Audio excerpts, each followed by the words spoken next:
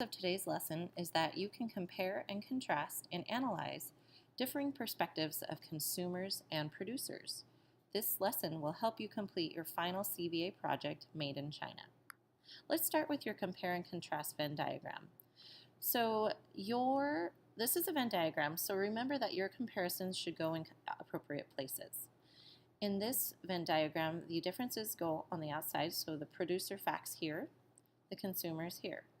So in number 1, you are to compare your perspective with the perspective of a producer. How are your wants and needs similar and different? Similarities would go in the middle, differences on the outside. Remember that your differences can actually come from your pages 2 and 3 of your project packet, your causes and effects maps. Now let's consider more closely who could be, in this case, the producer. The consumer, as you know, may want cheaper products, in this case, this example for earbuds. We could establish that both consumer and producer might want the company to be more honest about how their products are made, but let's double check that inference of that similarity. Let's consider exactly who could be the producer. We're trying to see the world through their eyes and remember, live in their shoes. Factory worker was one that we had suggested.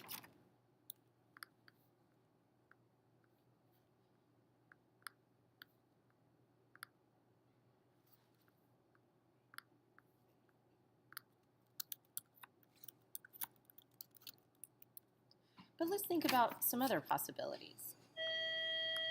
There could also be the CEO or company leadership.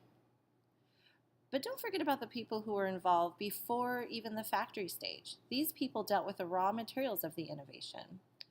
Construction workers, miners, truck drivers, even geologists, scientists, and why not remember the farmers?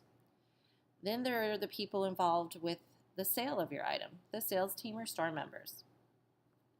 Now that you know more specifically about your producer, or at least you zoned in on who that might be, let's try number 2 for ES Advance. What other perspectives could you consider from different time periods? Based on the history of this innovation, why would their wants and needs be different? Remember, consider the history research you did about your innovation. In this example, earbuds were first used by pilots in the early wars at the beginning of the 20th century.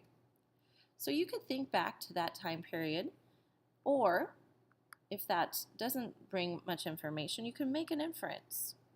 Don't be afraid to play around with other historical periods that you're also familiar with. In this case, I'm going to stick with making an inference and consider before earbuds were mass-produced in factories, workers probably had better working conditions, but there were fewer jobs.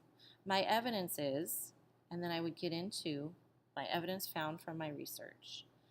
For example, evidence could be that not as many factories existed, and thus not as much workers were required, and the less workers probably led to better work conditions. Now let's go to question 3. What is a resolution that could help meet both groups' needs and wants, the producers and consumers? And this is the challenge, and it depends on how good your research was. Think about what international laws that you might already know about or research, or consumer information that might help you improve any negative effects you discovered. Here's a tip. To start, before you even answer this question, or before you even make your resolution, consider the problems or challenges that came up with mass production of your innovation. Here would be some examples of some challenges that come up. Are the breaks for a worker over 55 hours a week?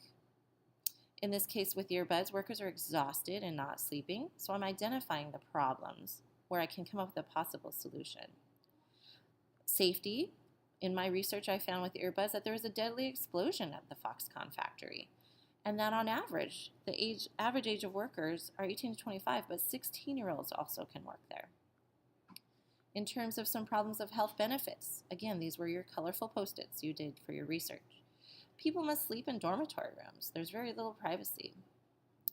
And then in terms of pay, consider what you pay for your average treat when you go out or go to Starbucks? Well, a Foxconn worker gets paid $150 to $220 per hour.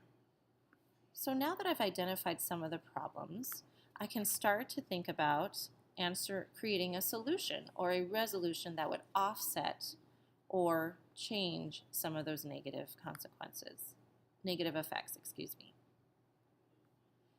So in considering that, a resolution that I would like to propose in my project is that earbuds should be labeled with information about whether the workers are treated fairly. In that way, I can make a more informed decision as a consumer.